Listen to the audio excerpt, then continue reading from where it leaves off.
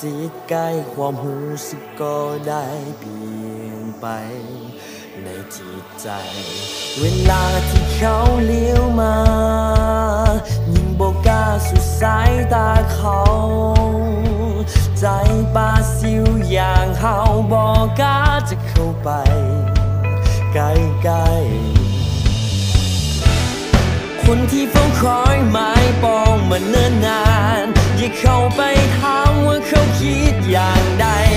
มีเพียงความในอยากบอกออกไปว่าคนนี้ได้ลงหาเจ้าจะแค่จังได้เจ้าหัวหาเก็บกำความลับคอยคนมาเปิดเผยว่ามีโอกาสเลยจะเอ่ยคำนั้นอยากให้เจ้านั้นเปิดทางให้คนนี้ช่วยเป็นการแก้ไขตู้สู่ความลับจะสารภาพกับความหากับความหวังว่าเจ้าสำคัญหมดทั้งชีวิตอยากบอกคำนี้ว่าคอยหาเจ้ารอคอยมาจนวันนี้ลองให้มันหูไปคำตอบจะเป็นอย่างใดขอเพียงได้ว่าความในใจ